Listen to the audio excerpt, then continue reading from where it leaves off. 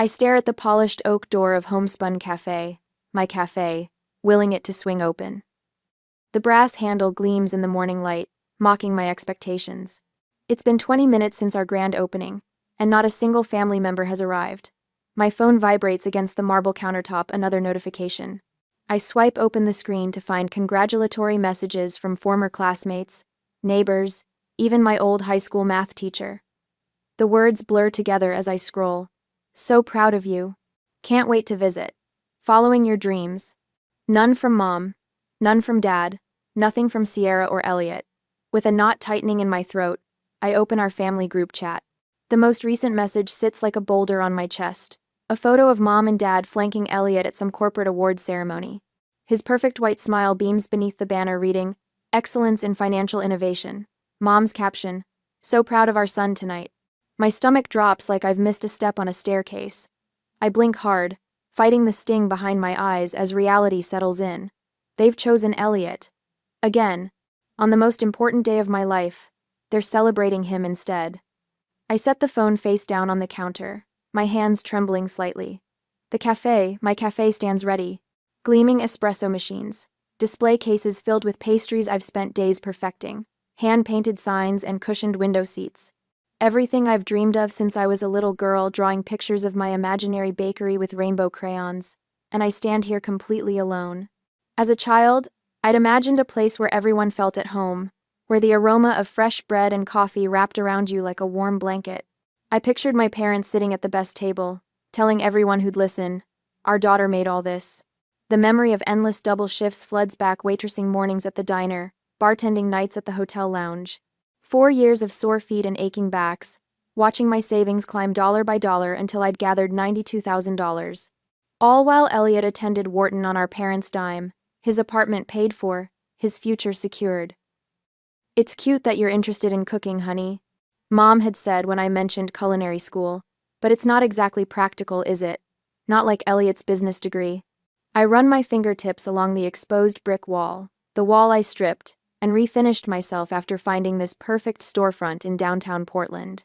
3 months of renovation, painting until midnight, installing fixtures before dawn, learning plumbing from YouTube videos while my family asked when I would get serious about my future. For the past week, I've risen at 4 a.m. to bake, working until 9 p.m. to ensure everything would be perfect today. Perfect for the family that didn't show up. Maybe if this succeeds, they'll finally see me, I whisper to the empty cafe. The words hang in the air, pathetic and familiar. How many times have I chased their approval? How many times have I shrunk myself to fit their expectations? The memory of that art school acceptance letter burns in my mind, the one I declined because Dad said artists starve and Mom worried what relatives would think.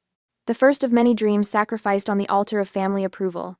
Years of swallowing my words when Elliot interrupted me at dinner. Years of accepting Sierra's backhanded compliments about my quirky ideas. Years of making myself smaller to avoid being labeled difficult or dramatic. Years of waiting for validation that never came. My phone buzzes again. Dad's name appears on the screen with a message that makes my jaw clench. "We need to talk about your cafe situation." My fingers hover over the keyboard. The old Carly would apologize, would ask what she'd done wrong, would beg for guidance. But something stops me. Maybe it's the sight of my logo on the window. Maybe it's the memory of signing my business license with shaking hands. Whatever it is, I type back, "The cafe is doing fine, thanks." 3 dots appear as Sierra starts typing.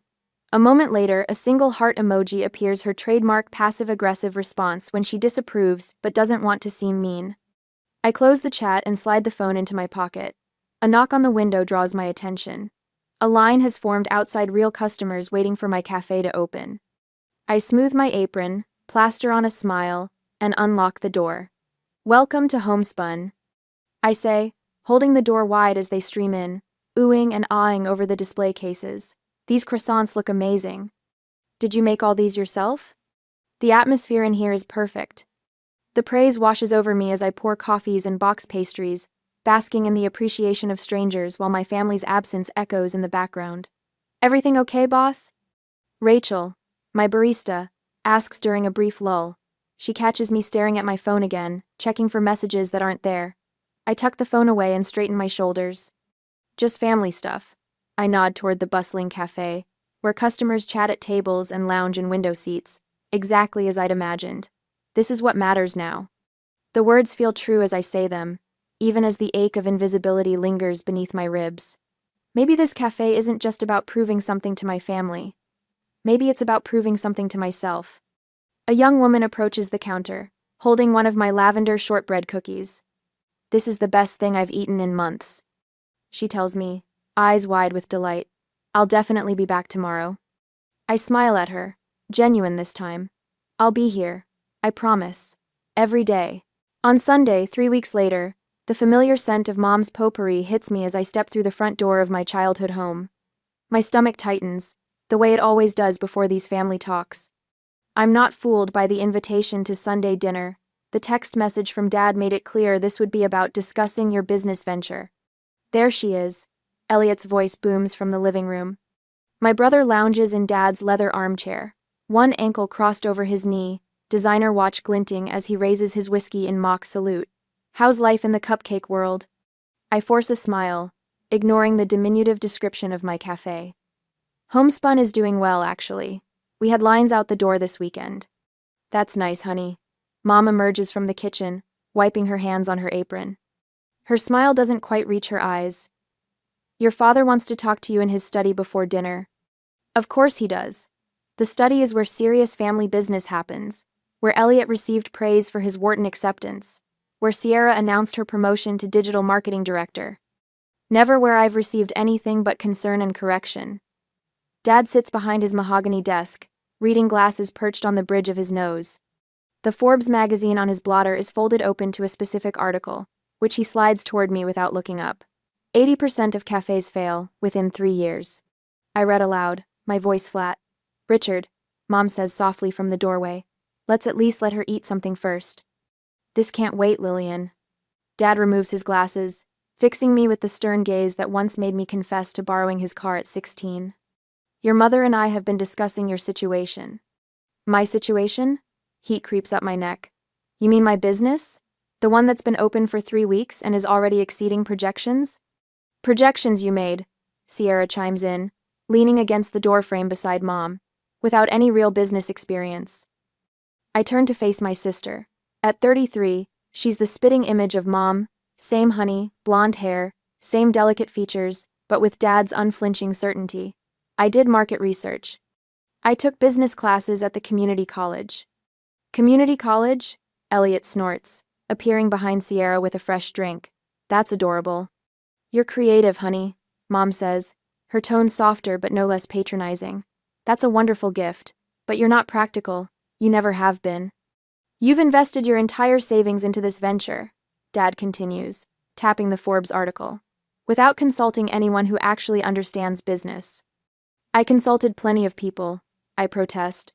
"Professional bakers, cafe owners." Other dreamers Dad dismisses with a wave.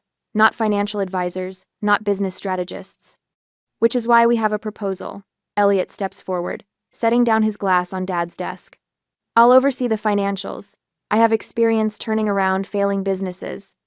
"Failing?" My voice cracks. "Homespun isn't failing." "Not yet," Sierra mutters, examining her manicure. "As a consultant, I normally charge for this service," Elliot continues as if I hadn't spoken. "But as family, I'm offering to help pro bono. All you need to do is add me to your business account so I can monitor cash flow and make necessary adjustments." The room seems to shrink around me. "You want access to my business account?" The very thought makes my hands go cold. Years of double shifts, of coming home with feet so sore I cried in the shower, of counting every penny and they want to hand control to Elliot. "It's for your own good," Mom says, reaching for my hand. I pull away. "We're trying to help," Dad says, his tone hardening. "Before you lose everything." The unspoken threat hangs in the air: cooperate or face their disappointment, their withdrawal. Again, the invisible strings they've always attached to their love tightening around my throat. "When this collapses," Dad continues, leaning back in his chair, "don't say we didn't try to help." When, not if. The certainty in his voice should crush me. Instead, something shifts inside my chest. A quiet click, like a lock turning. I've seen this scene before, their concern masquerading as support while they position Elliot as my savior. I've played my part too many times, nodding gratefully as they explained why my dreams needed their guidance, their control.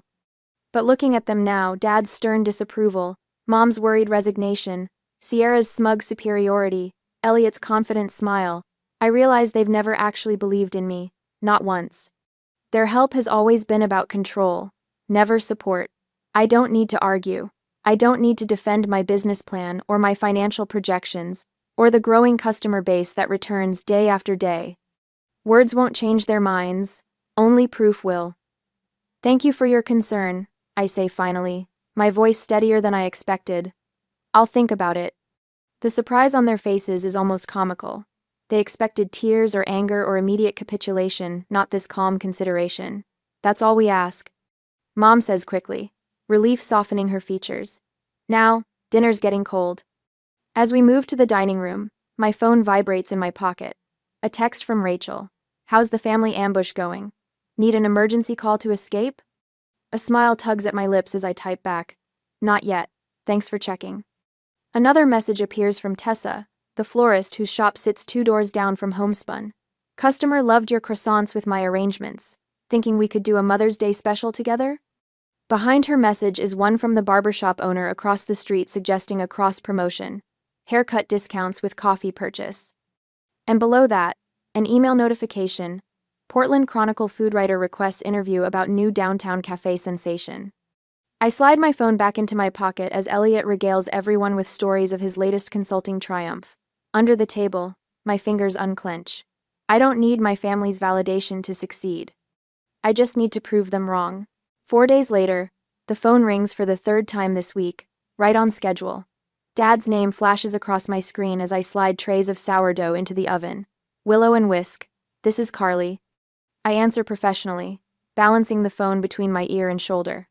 Just checking in, Dad says, his tone casual, but purpose transparent. Wanted to see how things are going with the cafe situation. I brush flour from my hands. Business is great, actually. Just pulled in our highest weekend numbers yet. That's nice. The hesitation says everything. I read that small businesses often see a honeymoon period before reality sets in. Just want to make sure you're prepared for when things level out. My jaw tightens. I appreciate your concern. Your mother and I worry. That's what parents do. After we hang up, I mark another tally in my notebook under Dad's concerned calls, number 12 since opening day. The bell above the door jingles as Mom breezes in, unannounced designer purse swinging from her arm. Surprise. There. She plants an air kiss near my cheek. I was in the neighborhood and thought I'd see how things are going. Just wrapped up the morning rush. I gesture to the half-empty display cases. As you can see, we sold out of most pastries before 11. She peers around, fingertip tracing invisible dust on a countertop. Have you considered hiring more help? You look tired. Before I can respond, my phone buzzes with a text from Elliot. Interesting article on why independent cafes struggle to compete with chains. Thought it might help you pivot before it's too late. Link attached. Moments later, Sierra's message follows. Just passed a franchise opportunity downtown. Much more stable income than going solo. Want me to grab you a brochure? I slide the phone into my pocket without responding, and focus instead on the notebook in front of me. Each page contains meticulously documented sales figures, customer counts, and positive reviews. The numbers don't lie. We're growing steadily each week. In the kitchen, I perfect my signature strawberry lavender tart, the recipe I spent months developing, the one that can't be found in any other bakery in Portland. The delicate balance of floral and fruity notes has become our most requested item. The florist on Maple wants to display your business cards, Rachel says, entering with a fresh stack of mail. Says customers always ask where to get coffee after buying flowers. I smile, adding this to my growing partnership list. The local bookstore already offers a discount to anyone with a Willow and Whisk receipt, and we return the favor. The vintage clothing boutique displays our pastries during their weekend fashion shows. The neighborhood brewery features our coffee in their morning hours. Speaking of partnerships, Rachel continues, that Instagram post of your cinnamon rolls got over 200 likes overnight. The food photographer you hired really knows her angles. I check the account on my break. Our follower count has tripled since I invested in professional food photography. Each image showcases not just the food, but the warm, inviting atmosphere of Willow and whisk, the hand-painted mugs, the reclaimed wood tables, the window seats where regulars settle in with books for hours. The community tasting day flyers sit ready by the register, announcing this weekend's event. 5 new experimental pastries, limited quantities, first come, first served. The local food blogger who promised to attend has 8,000 followers. Friday morning brings the usual rush of commuters, the line stretching out the door. I'm balancing 3 drink orders when I spot Elliot striding through the entrance, his tailored suit out of place among the casual customers. Busy morning? He raises an eyebrow, assessing the crowd. The usual. I hand a latte to a regular who smiles gratefully. Elliot settles at the counter, briefcase open. Thought I'd stop by and look at your books while you handle things, give you some professional insight. The cafe hums with conversation. 3 college students debate philosophy in the corner. A writer types furiously at her laptop. An elderly couple shares a scone, holding hands across the table. I'm handling my finances just fine, I say, voice steady despite the flash of irritation. Come on, Carly. He lowers his voice. We both know hobby businesses need proper oversight. Let me help before you get in over your head. The words hit their target with precision. I set down the pitcher I'm holding and look him directly in the eye. This isn't a hobby, Elliot. It's a business. My business. And right now, I have paying customers to serve. I gesture toward the door. His expression hardens as he recognizes the dismissal. The bell jingles his exit. Everything okay? Rachel approaches, concern evident in her furrowed brow. Just family being family. I straighten my shoulders and return to the espresso machine. She squeezes my arm. For what it's worth, I'd choose your coffee over any chain in Portland. We all would. She nods toward the regulars who've witnessed the exchange. Throughout the afternoon, notifications ping my phone. A customer tags us in a post about our life-changing almond croissants. The bookstore owner sends a message about the surge in business on days when they advertise our pastry deliveries. A tourist stops to tell me the vintage shop owner insisted she visit Portland's coziest cafe before leaving town. Saturday brings unexpected excitement. A woman in a pressed blazer enters during the mid-morning lull, notebook in hand. Carly Monroe? She extends her business card.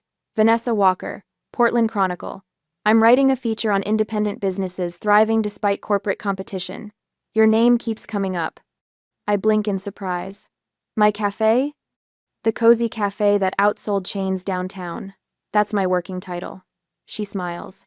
Your sales figures compared to the chain 3 blocks down are impressive. Mind if I ask you some questions? The interview lasts through my lunch break. Vanessa photographs the space, the pastries, and me behind the counter. She notes the steady stream of customers, the warm greetings exchanged, the comfortable atmosphere that chains try to replicate but never quite capture. When she leaves, I check my email to find a catering inquiry from Technova, the prestigious software company whose headquarters opened downtown last month. We've heard wonderful things about your pastries, the message reads. Would you be interested in providing breakfast for our weekly executive meetings? Sunday afternoon, the Chronicle article goes live.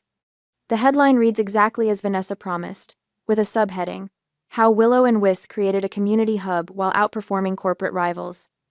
The article highlights our consistent growth, our partnerships with local businesses, and quotes from regulars who choose us over cheaper, more convenient chains. There's a graph showing our sales trajectory, a steady upward climb that defies the typical first-year slump most new businesses experience. My phone rings nonstop with congratulations. The cafe fills with curious newcomers clutching the newspaper. Rachel pins the article to our bulletin board. That evening, I curl up in my apartment above the cafe, listening to the familiar creaks of the old building settling. The article sits open on my tablet. With a deep breath, I copy the link and paste it into the family group chat with a simple message. Willow and Whisk got featured today. I set the phone down, not waiting for responses. Tomorrow brings another day of early baking, another day of proving myself not to them, but to me. The journey continues, one pastry at a time. The aroma of fresh sourdough fills the cafe as I pull another batch from the oven. 6 months in, and homespun has evolved from my desperate dream into something thriving and real. The chalkboard menu above the counter has doubled in size, featuring customer favorites that started as experimental weekend specials. Emma, can you take these scones to the display case? I hand a tray to one of my new part-time employees, still getting used to delegating after months of doing everything myself. She nods with a smile. Sure thing, Carly. They smell amazing. The lavender honey ones sold out before noon yesterday, says Thomas, my other new hire, as he steams milk for a cappuccino. Should I tell customers we're limiting 2 per person today? I consider this while wiping flour from my hands. Let's see how it goes. I made an extra batch. The cafe hums with morning activity, laptops open, conversations flowing, the espresso machine singing. My gaze drifts to the wall where local papers have featured homespun in 3 separate articles. The latest headline reads, Portland's hidden gem no longer hidden. Behind the counter, a new industrial mixer stands beside my original one necessary expansion after landing contracts with 3 local hotels. The Riverside, the Magnolia, and the Wellington now serve my pastries with their morning coffee service. Their daily orders alone have pushed my revenue to heights I never imagined. Monthly total, Rachel announces, sliding a paper across the counter during a rare, quiet moment. She's graduated from barista to assistant manager, handling finances while I focus on baking and expansion. The number at the bottom makes me blink twice. $48,000. That can't be right. I whisper. Double-checked it myself, Rachel says with a proud smile. Up 17% from last month. The hotel accounts put us over the top. I lean against the counter, legs suddenly wobbly. When I opened Homespun, Dad predicted I'd be lucky to break $15,000 a month after expenses. Now we've more than tripled that estimate. My phone buzzes with the distinct tone I've assigned to family messages. For a moment, I consider ignoring it. These days, I don't rush to check their texts like I once did. But curiosity wins. Dad, saw another article about your cafe. Remember, a flash in the pan isn't success. My heart sinks slightly, but not like before. The words don't cut as deeply now. I scroll down to see Elliot has chimed in. Elliot, popularity isn't profit, Carly. How are your margins looking? Then Sierra, you've had such lucky timing with that location. Hope it lasts. Mom completes the quartet. Honey, we're just worried you're working too hard on something temporary. Don't burn yourself out. 6 months ago, these messages would have launched me into a spiral of defensive explanations and desperate proof offering. I would have typed paragraph-long responses with attached spreadsheets and business projections, begging for validation. Today, I simply type, M&O, monthly revenue just hit $48,000.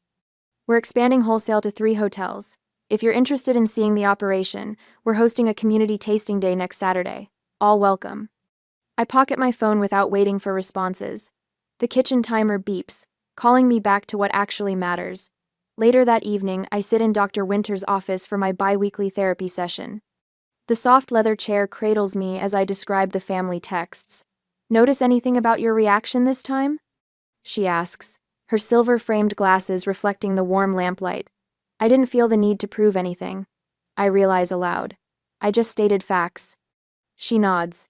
That's significant progress. What's changed? I consider this, tracing patterns in the carpet with my eyes.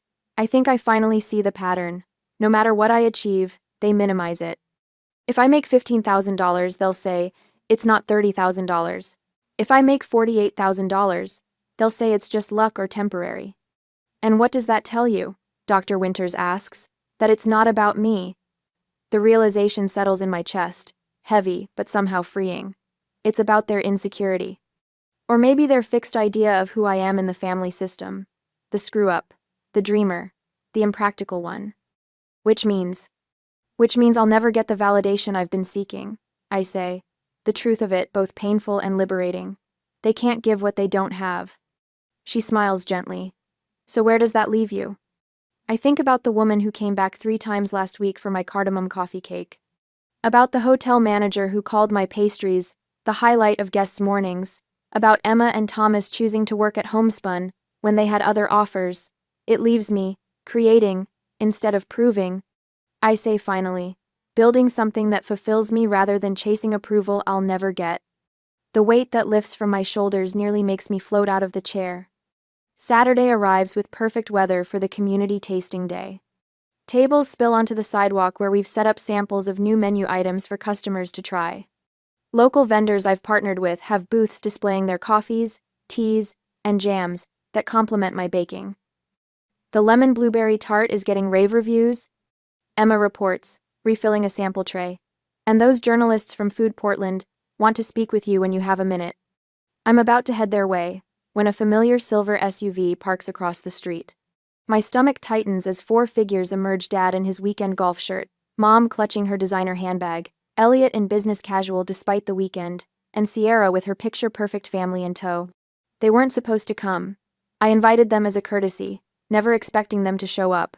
Rachel notices my expression. Family? She asks knowingly. I nod, straightening my homespun apron. This should be interesting.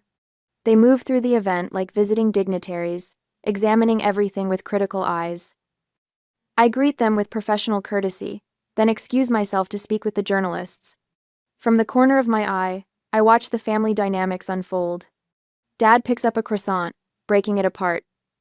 The lamination could be more consistent, he announces loud enough for nearby customers to hear. Carly always rushes the folding process. Mom brushes imaginary crumbs from a perfectly clean table.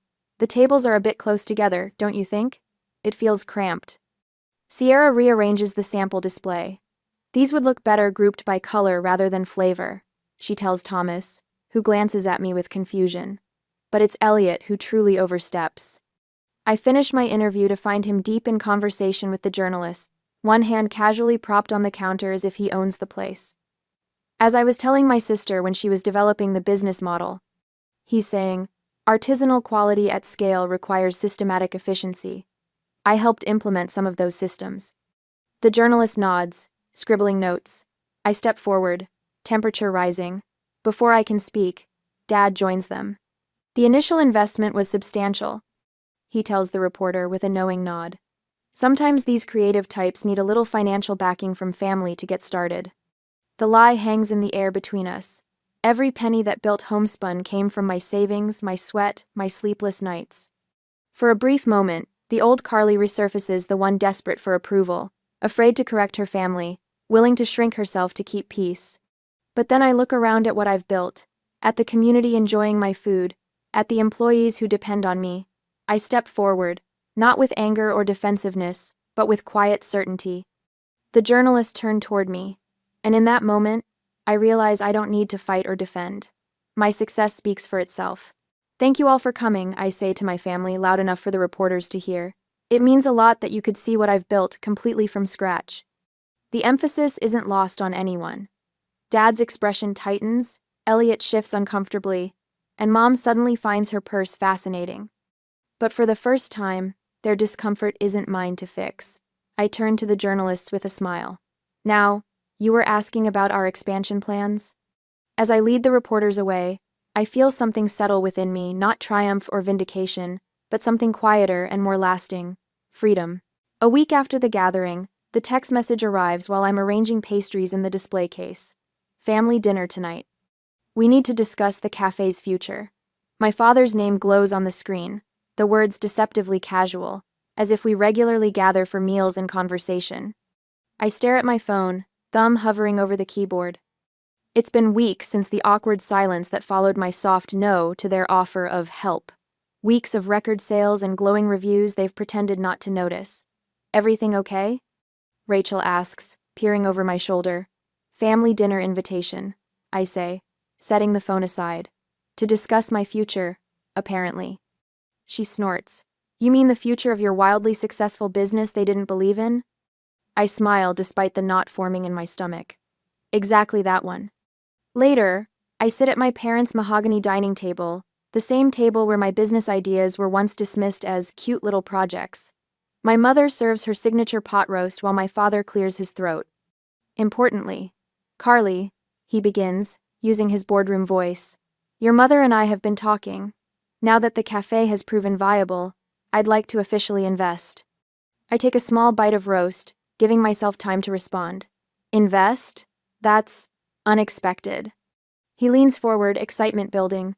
I've drawn up plans for expansion. We could turn Homespun into a franchise. Elliot could handle the business side, of course. Elliot nods, already reaching for his portfolio. I've outlined a 5-year growth strategy. You'd need minimal capital if we leverage your current assets correctly. I could professionalize your social media, Sierra chimes in, scrolling through her phone. Your current aesthetic is charming, but lacks cohesion. My mother places her hand over mine. Think about it, sweetie. A real family business. Wouldn't that be wonderful? All of us working together? The pressure builds around me like rising water. I recognize this strategy, the coordinated approach, coming at me from all sides until I'm too overwhelmed to resist. This could strengthen our family bonds. My mother continues, voice soft with practiced sincerity. You've been so independent lately. It feels like you're pulling away. My father frowns. Success shouldn't come at the cost of family unity, Carly. Going solo when you could have family backing seems... Sierra pauses, selecting her word carefully. Selfish. The implied threat hangs in the air. Refuse partnership, lose emotional connection. I've spent a lifetime fearing exactly this. Your initial success is impressive, my father concedes, but without proper business expertise, these things rarely last. I'm saved from responding by my phone buzzing. I glance down to see my supplier's name. Excuse me, I need to take this. I step into the hallway, grateful for the interruption until I hear the message. We're discontinuing service to smaller accounts. Supply chain issues. Last delivery next week unless you can guarantee minimum orders of... The number he quotes is staggering, impossible for a cafe my size. Perfect timing. My family offers salvation, just as disaster threatens. The coincidence feels almost orchestrated. I return to the table, where 4 expectant faces wait. For a moment, I consider giving in. The supplier crisis could devastate my business. My family's resources could solve the problem instantly. But something stops me. Maybe it's the memory of dawn light filtering through my cafe windows. Maybe it's the weight of the keys in my pocket keys to something I built entirely myself. Thank you for the offer, I say, my voice steadier than I feel. But I need to decline. My father's eyebrows shoot up. Carly, be reasonable. I built this without your help or belief, I continue, the words I've rehearsed in my mind finally finding air. And I'll continue that way. I reach into my bag and pull out a folder. I've just signed an exclusive contract with Blackbird Roasters. They won the Regional Barista Championship 3 years running. I slide the contract across the table. They're supplying me at premium rates because they believe in what I'm building. Sierra's mouth opens slightly. But aren't suppliers cutting small accounts? Some are, I agree, pulling out another document. These are my quarterly financials. I'm exceeding projections by 32%. My father's fingers twitch toward the papers. And this, I say, placing a final document on the table, is the lease for my second location, downtown, near the art museum. Silence blankets the room. For the first time in my life, I've rendered my family speechless. The community tasting day arrives 3 weeks later. Customers spill onto the sidewalk, clutching coffee cups and sample plates. A reporter from the Portland Herald weaves through the crowd, notebook in hand. Excuse me, she says, approaching Elliot near the pastry table. Are you with the cafe? He straightens his tie. I'm Elliot Monroe. Oh. Her eyes light with recognition. Your sister's business is kind of a local phenomenon. Everyone's talking about her expansion plans. I step forward, unable to resist. This is my business, I clarify. And no, I don't need financial oversight. So, clarify. Elliot's face flushes as the reporter turns away, already distracted by the mayor's arrival. Carly Monroe! Mayor Thompson calls, extending her hand. Congratulations on transforming this corner. Your cafe has become a neighborhood anchor. Miss Monroe, interrupts an older gentleman in a tailored suit. The Business Association would like to present you with this year's Entrepreneurship Award. My father stands frozen nearby, watching as his golf partner, the city's most respected real estate developer, enthusiastically shakes my hand. Your customer retention strategies are remarkable, whispers the owner of a competing coffee shop. Would you consider sharing your approach at our next industry meeting? The owner of the bookstore next door squeezes my arm. My foot traffic has doubled since you opened. Thank you. I feel dizzy with vindication as the evidence mounts. My hobby has revitalized an entire block. The shift in power becomes palpable as my family witnesses my triumph. Elliot stands taller, no longer the only successful child, uncertainty flickering across his face. My father awkwardly accepts congratulations for his daughter's achievement, discomfort evident in his stiff smile. Sierra approaches hesitantly. Your cafe photos are stunning. Would you share some photography tips for my clients? And finally, my mother finds me alone by the register, tears glistening in her eyes. I never thought this would work, she admits, voice barely audible. I look around at my thriving business, at customers enjoying my food, at staff I've trained, at a dream manifested through my own persistence. I know. I tell her, the words no longer bitter on my tongue. That's why I had to prove it to myself. The glossy pages of Food and Flavor magazine spread across my desk, my cafe featured in a 4-page spread. Willow and Whisk. Portland's hidden gem shines bright. I trace my fingers over the photos, customers lounging in window seats, display cases brimming with pastries, my signature lavender shortbread cookies arranged in perfect rows. Boss? Trevor knocks on my office door, clipboard in hand. The corporate order for Lewis Financial is ready for delivery, and the Hendersons confirmed final numbers for their wedding tasting tomorrow. Thanks. I smile at him, one of 12 dedicated employees who've helped transform my dream into something greater than I ever imagined. How are the workshops shaping up? 23 signups for your pastry class next week. We might need to add another session. 1 year. 1 year since I stood alone in this space, wondering if anyone would come. Now we're juggling a second location across town, a booming catering division, monthly baking workshops, and a line of packaged goods stocked in specialty stores throughout Oregon. Carly. Rachel bursts in, carrying a massive flower arrangement. These just arrived for the anniversary party. Where should I put them? By the entrance. The caterers arrive at 4. I check my watch. I can't believe we hired caterers. Feels strange not cooking for our own celebration. You deserve to enjoy your party without working it. She gives me a knowing look. Your family confirmed they're coming? I nod, my stomach no longer dropping at the question. All of them. The cafe transforms throughout the afternoon, twinkling lights, champagne flutes, framed photographs chronicling our journey.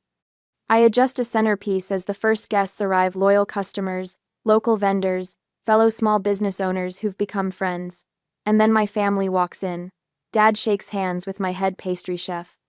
Mom admires the decor. Elliot and Sierra weave through the crowd, stopping to examine the packaged cookie display. But they're not the center of my focus. They're simply part of the tapestry of this moment. Rachel taps a glass for attention. A toast, she announces, raising her champagne, to the woman who never gave up on her dream. Applause ripples through the room. I scan the familiar faces surrounding me, the same family members who missed my grand opening, but the dynamic couldn't be more different. They're here as guests, not validators. Their presence is welcome but no longer necessary. Congratulations, Carly, Mom says, approaching with a gift bag. The magazine feature is impressive. Thanks. I accept the bag without the desperate need for her approval that once consumed me. Have you thought about expanding the packaged line? I noticed a gap in the gluten-free market. Dad suggests. A year ago, this comment would have triggered anxiety, made me question every business decision. Now I simply nod. We're exploring options for next quarter. Later, I retreat to my office for a moment of quiet. I flip open my journal, reading my entry from this morning. Success isn't proving others wrong, it's proving yourself right. Words I've finally learned to live by. The monthly boundaries check-in with Dr. Marshall has helped separate my family relationships from my business identity. I recognize my parents' limited perspective without resentment. I appreciate Elliot's marketing suggestions while honoring my own instincts. Our interactions have quality now, if not quantity. My internship program for community college students starts next month. 5 aspiring bakers will learn what took me years to discover. Build something because you love it, not to prove a point. I'll tell them. The revenge narrative I once clung to has transformed into something more valuable: inspiration. Knock knock. Elliot appears in the doorway. Got a minute? I've been thinking about starting my own consulting firm. Would love your input on the business plan. The irony isn't lost on me. My brother, the golden child with the Wharton degree, seeking my advice. Later still, I overhear Dad talking to his business associates. My daughter's place, he says, pride evident in his voice. Sierra shows off Willow and Whisk photos in her marketing portfolio. Mom discusses baking techniques she's learned from me for family gatherings. Not hierarchy, but mutual respect. After everyone leaves, I lock the door behind them, and stand alone in the darkened cafe. I run my hand along the worn brick walls that once seemed impossible to afford.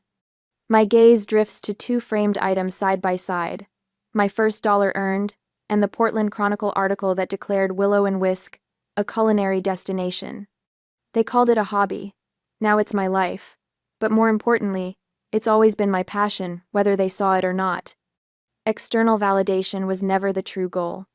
I realize that now, standing amidst the life I've built brick by brick, pastry by pastry, following a vision that was always clear to me, even when others couldn't see it. Have you ever pursued a dream others dismissed as impractical? What would you tell someone whose passion isn't being taken seriously by the people closest to them? Share your thoughts below.